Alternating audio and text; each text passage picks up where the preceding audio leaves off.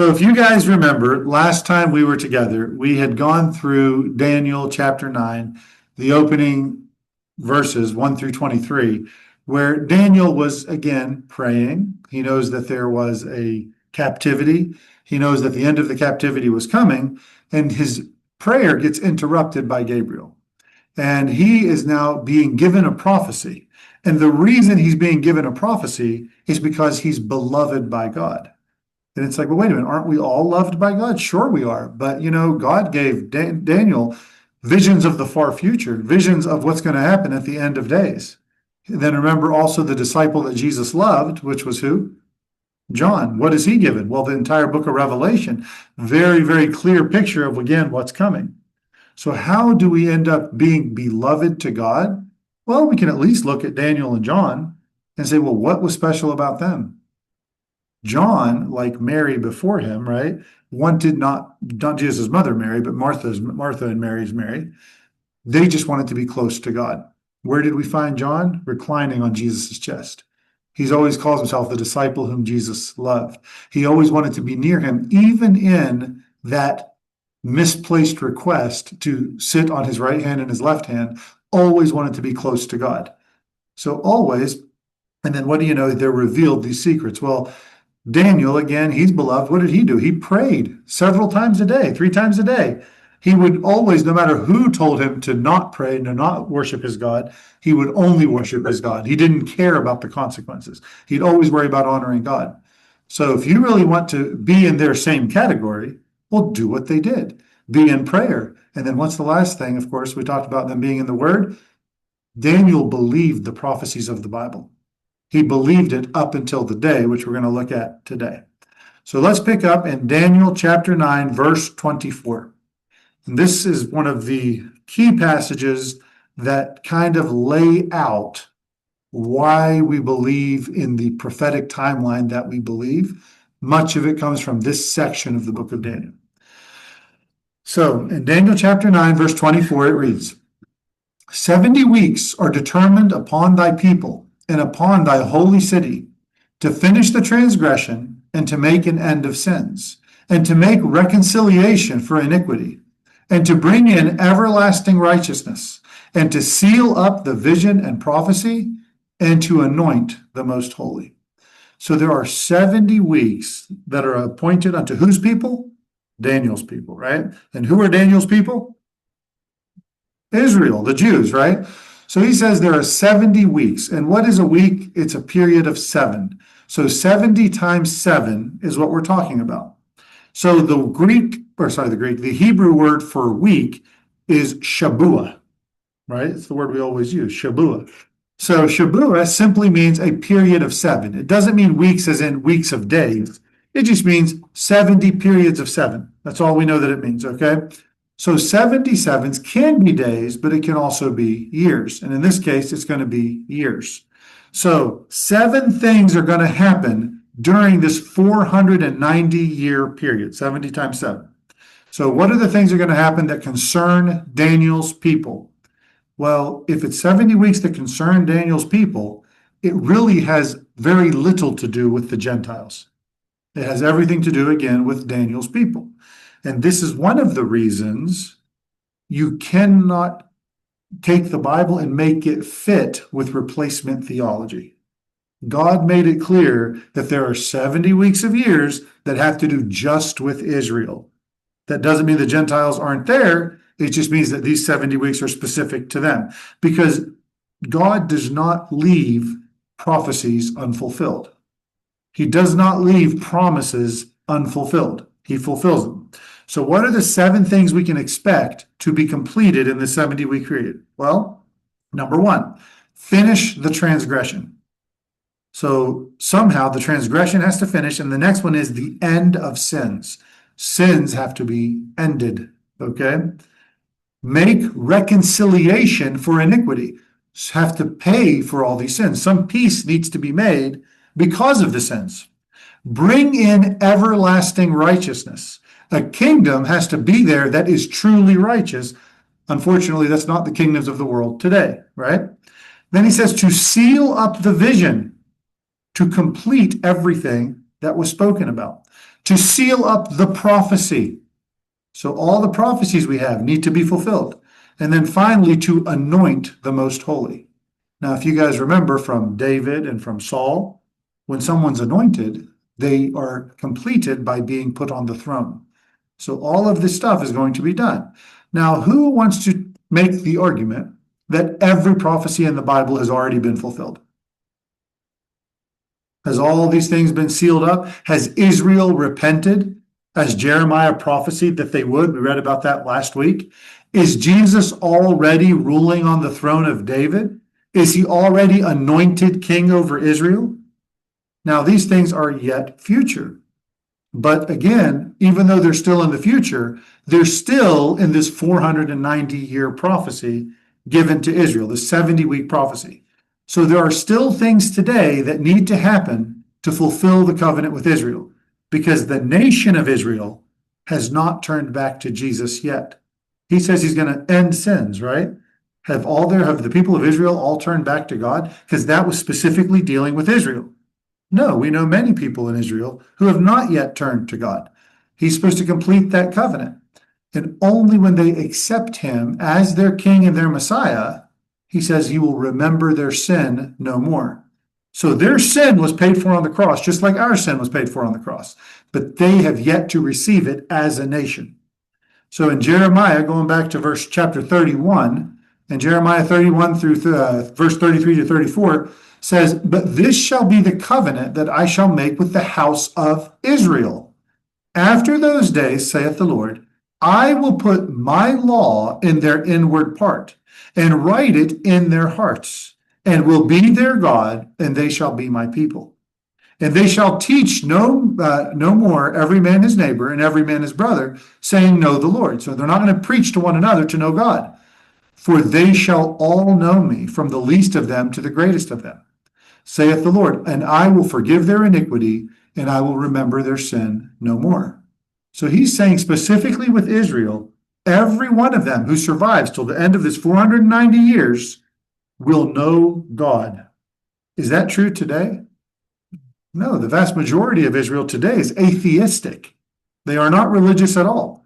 So we know that there's a time coming where there's going to be 144,000 Jewish men that preach the truth once the church is gone. Whose job is it right now to spread the gospel? Oh, you're looking at them, right? The whole church, every one of you who know Jesus as your Savior. But there is a time coming where someone else is appointed that task. Why would that be? It would be almost as if we weren't here, right? So we're going to have 144,000 that's going to bring people back to their Savior. And not only that, there's going to be two special witnesses at that time too, right? Walking through Jerusalem and for 3.5 years preaching the gospel. Now, again, God will fulfill this prophecy because he said he will fulfill this prophecy. There is a day coming that this will happen. So can Israel be replaced? No, they cannot. There can be a pause in that timeline, but ultimately that timeline will be fulfilled. It's for the house of Israel only. So now back to Daniel chapter 9, we continue in verse 25. He says, "Know therefore and understand that from the going forth of the commandment to restore and to build Jerusalem unto the Messiah the Prince shall be 7 weeks. And 62 weeks the street shall be built again, and the wall even in troublous times." So there are 2 time periods written about here, and it's written this way intentionally. So altogether, we have the 7 weeks, and then we have 62 weeks. So 62, okay, 62, and the 7 weeks is 7 weeks. So 62 plus 7 is 69 weeks. Remember, we have a 70-year period, and they're describing the first 69 weeks of years, okay? Or not 70-year, but 70-week period. So why is it worded this way? Why 7 weeks, and then why 42 weeks? Why not just say 49 weeks? Wouldn't that make sense? Well, it's worded that way because the first period of time, the 7 weeks, that's going to be 49 years, okay? And in those 49 years, guess what gets done? The city of Jerusalem is rebuilt. You see Israel, particularly Jerusalem, rebuilt. The beginning of that, you see the walls of Israel with Nehemiah. But then you see the entire city that's built. And the reason we know that is because, one, people infer that from this prophecy, but two, accounts from the exiles in Babylon also support that as they went back to Jerusalem once it was built. So the next period of time after the rebuilding of Jerusalem is this 42 weeks of years. Now, that is the time from the restoration of Jerusalem until the coming of the Messiah, the Prince. And then the final period of time, that last week that's left over, we'll talk about it in a minute, that's not in sequence. There is a pause between those first 49 weeks, those first 69 weeks and the final 70th week. So we'll talk about that again. So we then look at the commandment to rebuild Jerusalem. So whenever you think about the time from the commandment to rebuild Jerusalem until the coming of the Messiah, the Prince, it is 69 weeks of years. That is exactly 483 years. That is extremely specific. If you want to prove the Bible wrong, if you want to prove prophecy wrong, this is the easiest place to do it. All you have to do is get them off by a couple years and you're done, right? Take the timeline and say, no, you're just wrong, and you can prove it wrong. Well, King Cyrus is recorded in Ezra chapter 1, verse 2 to 4, to give a decree to rebuild the temple, not Jerusalem, in 537 BC.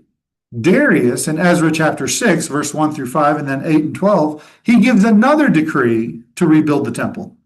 But Artaxerxes in 458 BC, he gives another decree to rebuild the temple.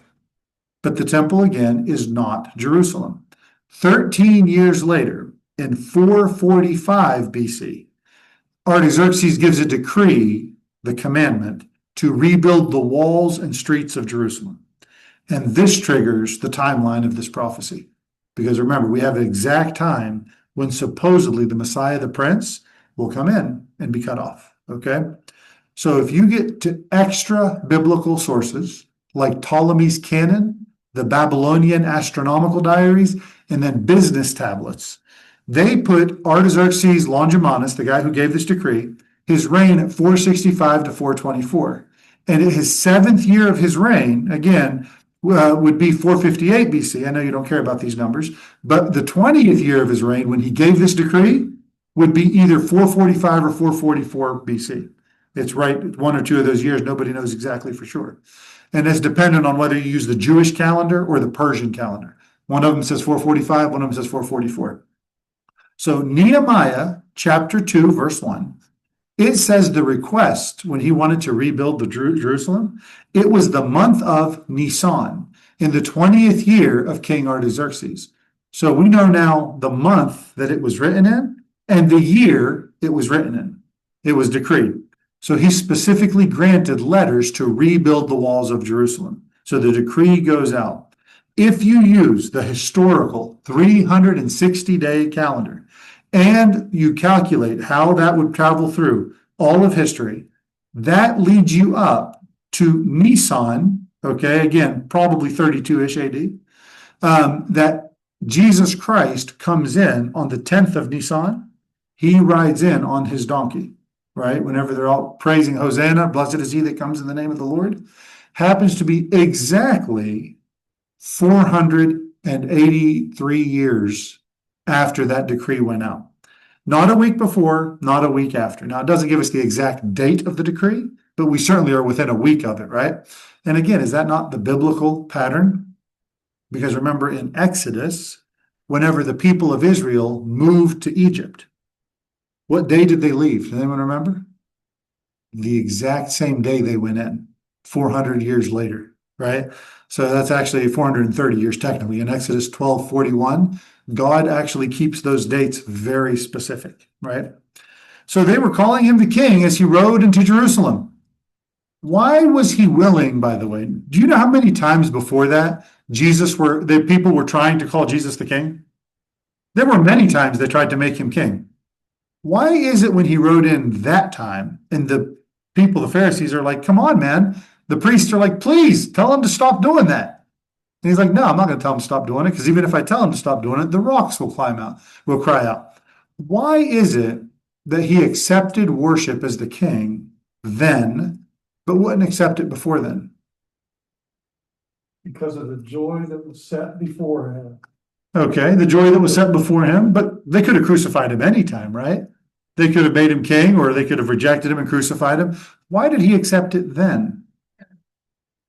Because it's the appointed time.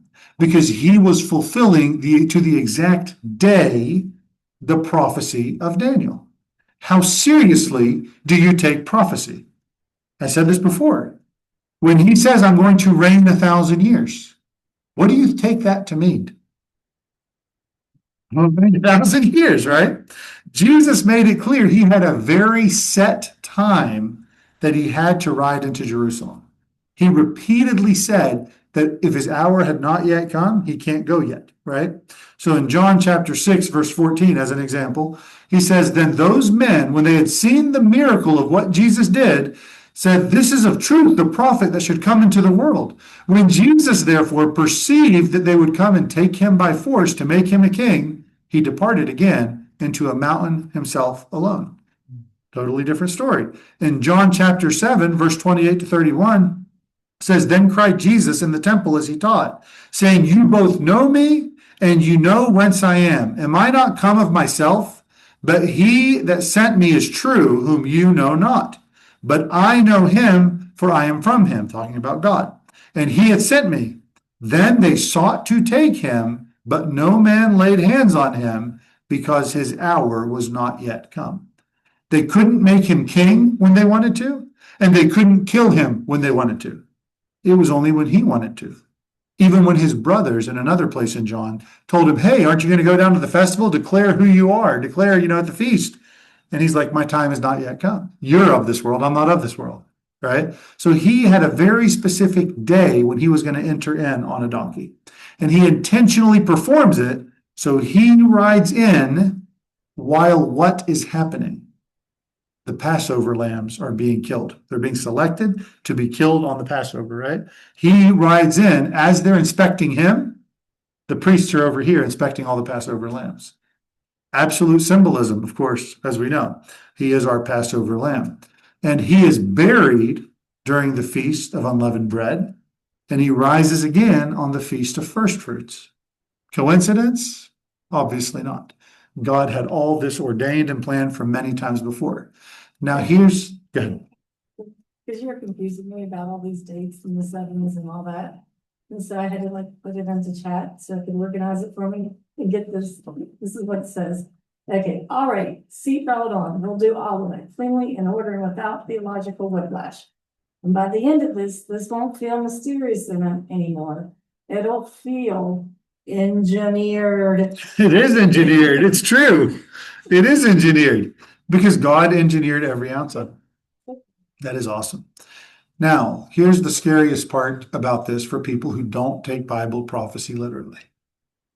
Jesus expected the people of Israel to know this prophecy and to believe it. He held them accountable to know the prophecies of when their Messiah was coming, right?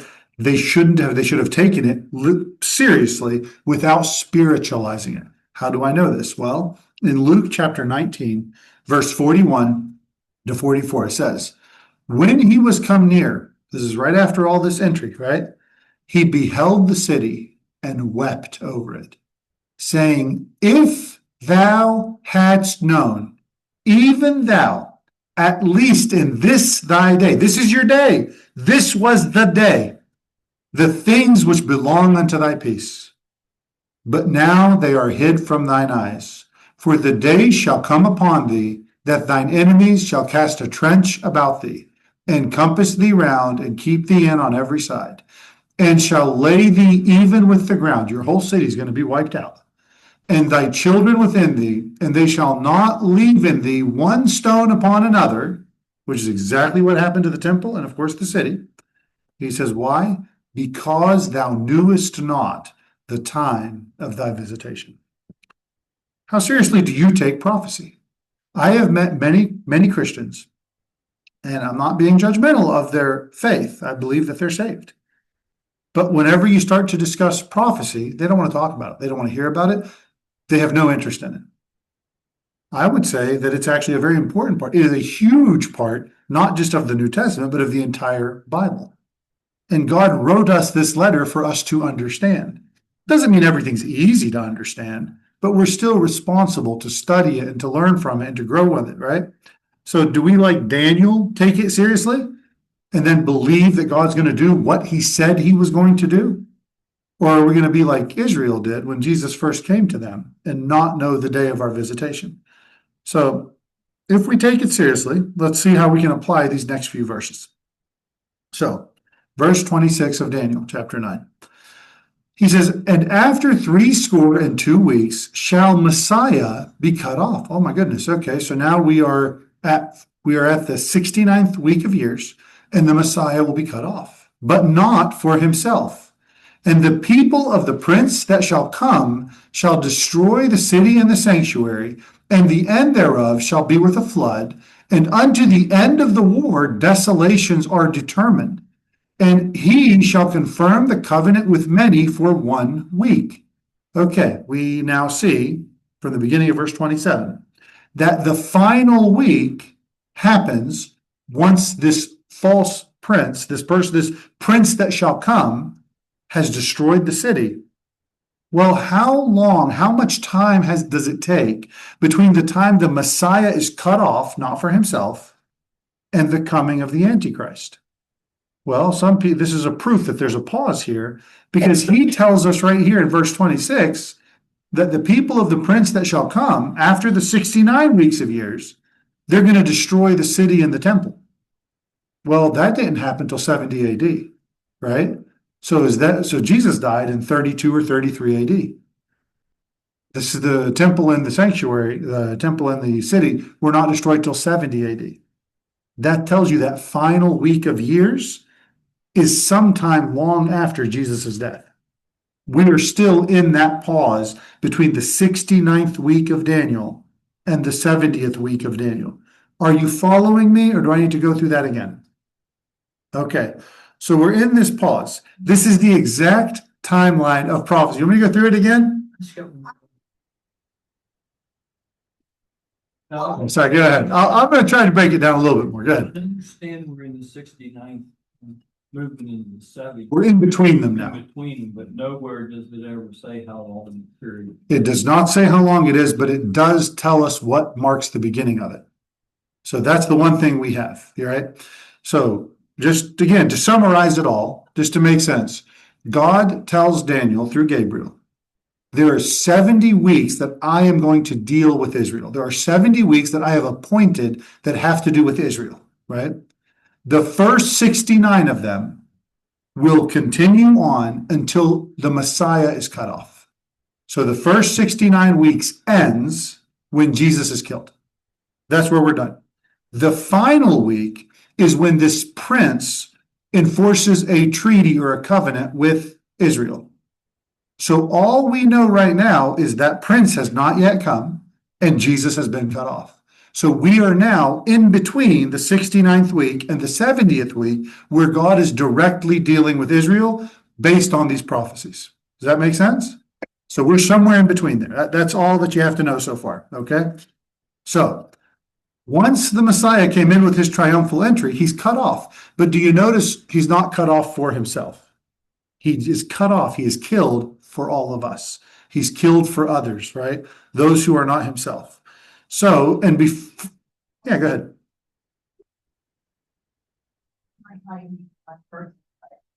Determine what a week is. So whenever Say in years or a week, 7 years or whatever, who determined that? the word week only comes from Jesus's creation, right? So that's where it's just a period of 7. It doesn't say years or days or anything. I could even say a week of decades, which is 70 years, right? But when I say a week of days, right, that means 7 days. But a week of years is 7 years. The reason we know that these mean years are because we live after the prophecy has been fulfilled. If we were there the day that Daniel got this, we might have thought in 69 weeks of days, Jesus is going to come and he's going to be cut off. But because we have the benefit of living beyond that prophecy, we can now look back and say, oh, he meant years, so we don't have to question it. Does that make sense? I didn't hear anybody bickering, you know, I mean. Oh, yeah. You know, there's different things. Historically, there's no question on this. Yeah. But he just, you know. But what's amazing to me is there is everyone agreeing on those first 69 weeks. And then you get all these people saying, well, the last week's not really a week. Why would it change? Why it's not really 7 years? Why would it change all of a sudden? There's no reason to think that it would. So before the final week begins, we have this pause. Because again, the death of Jesus, sometime around 32 AD, and then the destruction of the temple and Jerusalem was in 70 AD. So far, that timeline has not yet resumed. Now, the prince of the people that shall come will destroy the sanctuary and the city. Who destroyed Jerusalem? The Romans, right? And he says the people, that's the people of the prince that shall come. So based on this passage, a lot of people tend to believe, and I'm among them, that whoever the Antichrist is, he will have risen out of the Roman Empire. Now, that leads to bigger questions, because the Roman Empire involved what? Anyone remember what countries? The whole northern continent of Africa, right? Most of the Middle East, and of course, almost all of Europe, which now includes Canada, the United States, most of South America, Australia. We have a really big area to select from. Now, some people want to say, no, he has to be Roman from Italy. We don't really know, right? But it is very interesting. So he says that this timeline is not resumed yet, and the prince that shall come will be from these people. All right. So what should we expect? He actually tells us what's going to happen between that 69 weeks of years and that 70th week of year, that period of time we're in right now. So what's going to happen? Well, number one, there's going to be war, right? Look at the verse. He says he's going to be cut off. The people of the prince that shall come shall destroy the city and the sanctuary, and the end thereof shall be with a flood, and unto the end of the war, desolations are determined. So there's going to be a war with desolations. The word desolation, what's that mean? To lay waste, okay? To disintegrate, to destroy, to wipe out. Well, from 70 AD up until 1948, was there a nation of Israel? There was no nation. The area was occupied somewhat by Jews, but also by other groups that live in the area, very small groups, and really nobody cared about that land very much. So up until 1948, we didn't have that. And the people of Israel, where were they when they didn't have a nation? Scattered everywhere. But remarkably, even though they didn't have a nation, they all remembered that they were Jews. And the whole world remembered too. That is a miracle. Okay, that is a miraculous intervention. My parents came from Lebanon. I came from Lebanon. I moved to this country. My wife is an American. My children, let's just say they may know they're Lebanese, but what are their kids going to identify as? American. And their grandkids are going to say, you know what, I think I have some Lebanese in me. And that's going to be the end of it, right? The point being that Israel did not have a nation for 2,000 years and did not integrate anywhere. Everywhere they were, the Jews still knew they were Jews, and they were hated because of it. That's fascinating. That is, again, the hand of God. So, when does all this trouble end? Right now, first of all, is Israel at peace? I know we talk a lot about the Abraham Accords and all this stuff. Is Israel actually at peace? No, they sure aren't, because they continue to have trouble on every side. When does this trouble end? Well, when the verse tells us it ends, until the end of the war. Well, what war? Well, it's also in the verse. The Messiah, the Prince, and the Prince of the people that shall come. So the Messiah, the King, and the Prince that shall come. There is a war between Jesus Christ and this false Christ, this Antichrist that's going to be coming into the world, right? So here we see that this war, when it's over, then that last week is there, right? So when do you expect the troubles of Israel to end? When Jesus sits on the throne. That's when it's going to happen, okay? Now, the apostles, what did they think? Remember after the resurrection, what did they ask Jesus? Hey, you ready to set up that throne yet?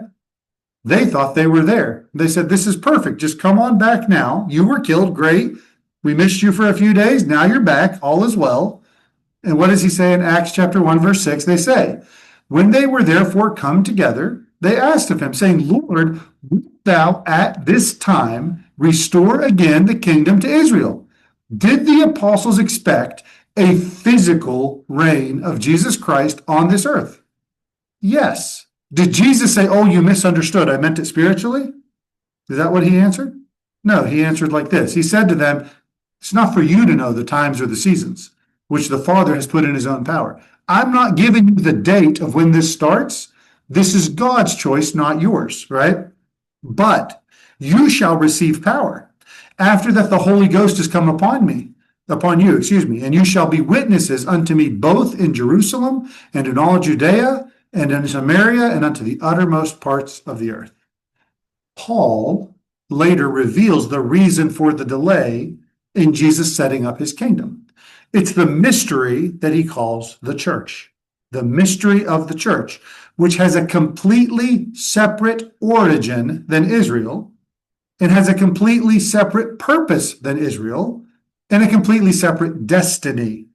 Now, Israel does have a lot of people who will be saved and are part of the church, but not as a nation, okay? So what happens to Israel? Well, in Luke 19:42, remember when Jesus said that you will see me no more until you say, blessed is he that comes in the name of the Lord? You shall see me no more. That is what we call a national blindness, right?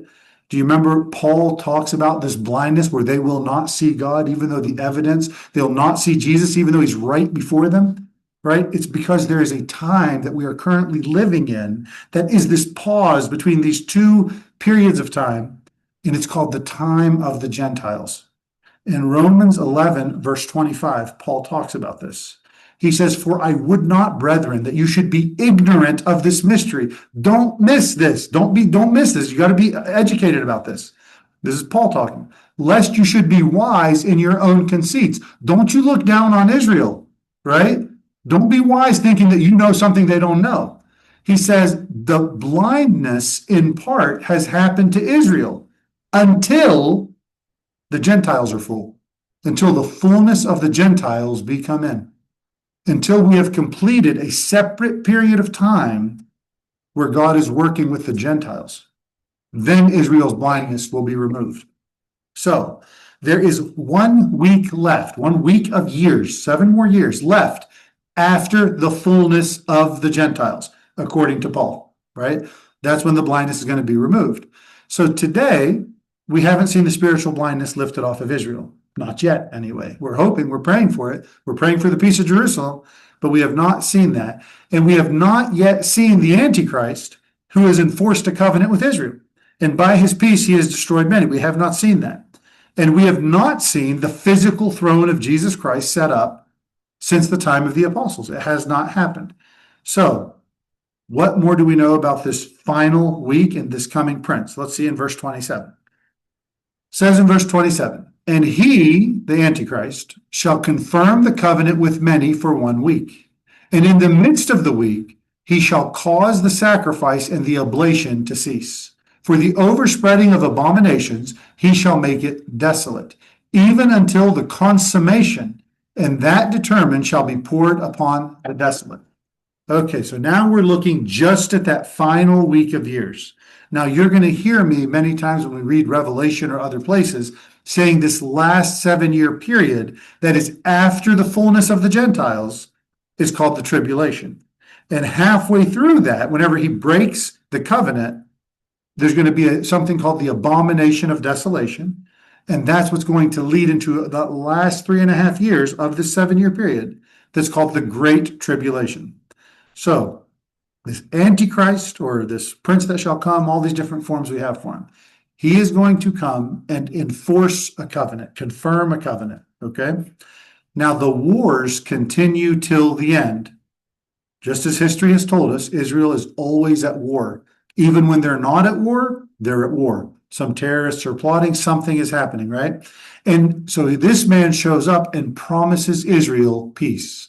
And he's going to do so by saying, look at all these peace treaties. Let's enforce them. So what should we be seeing today, if the end is as near as we all think it is? What should we expect to see? We should expect to see more and more treaties being made with Israel, more and more countries promising that they're going to have peace with Israel, more and more businesses saying, yeah, we're going to work with Israel. And then somebody's going to show up and say, you know what, these aren't being enforced. Hey, I'm going to make sure everyone holds up their end of the bargain. And Israel's going to rejoice. They're going to be excited. All right, we all get to have peace. These, whatever peace treaties they make, whether they're the Abraham Accords or other things, are going to be enforced. So these wars are there, but in the middle of the week, 3.5 years into the time he promises to enforce this treaty, he commits this abomination. It says, for the overspreading of abominations shall make it desolate. So notice that the temple must have been rebuilt. We saw earlier, after the Messiah is cut off, his people will destroy the sanctuary. Yet here, he is going to cause the sacrifices to stop, which means the temple, or at least the tabernacle, has to have been rebuilt. And he's going to then perform the abomination of desolation. Do you guys remember what the abomination of desolation is? It's where an image or a statue or an AI or something is set up in the Holy of Holies, making it unusable to worship God. Okay? Now, the book of Revelation is a commentary on this week. This final week is the book of Revelation. You see the fullness of the Gentiles in the first few chapters, where he talks about the churches, and he tells each of those churches he's going to take some and leave others. The rapture is clearly in the Bible. You can disagree about the timing of it, but it is clearly in the Bible, despite what some people will teach you. So the book of Revelation is going to be dealing with this exact time. Now, yes, sir. Then you also talked about that artifact before we had this discussion a couple of times about the doorway that is to be open. And it's a sign of the end. The door in the wall of Jerusalem, or do you mean the door in heaven? In Jerusalem, Yeah, the Eastern Gate. Eastern Gate. Me and you, we talked about that before, that's a sign of the end time. There's a variety of things, again, that are all coming together right now. All these different small prophecies that set things up today that we could see a tabernacle built tomorrow if they were given a location to do it. And every prophecy has come together, right? But specifically for this, the book of Revelation, based on all of our best estimates historically, was written in 90 AD. And all of the things talked about from this book here in Daniel, the ones where it talks about the abomination of desolation and so forth, is all set as yet future. This is important because some people believe that all of Revelation and all of Daniel, all that happened in 70 AD.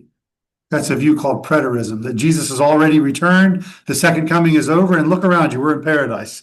I'm like, maybe I need new glasses or something, I don't know. But the reason we know that John wrote Revelation in 90 AD is actually quoted from the early church. So Irenaeus in 180 AD, he talks about John's writing of Revelation. He says the apocalypse was seen towards the end of Domitian's reign. Domitian's reign, again, was about 95 to 96 is when it ended. So that's one of the reasons we know when Revelation was written. Also, Clement of Alexandria, Tertullian, Origen, Eusebius, Jerome, Bede, Arthur, they all talk about John's exile and Revelation under the end of Domitian's reign. So we know that when he was on the island of Patmos was about 90 AD. So Jerusalem had already been destroyed. And John still talked about these things as they were yet future. Okay. All right. So last little bit here, and then we'll wrap it up. The tribulation of Israel begins when this prince shows up. When this prince gets there, That begins this last week. That person enforces the covenant. His abomination of desolation is halfway through that week, okay? This pause that we're currently in is waiting for the Antichrist to be revealed.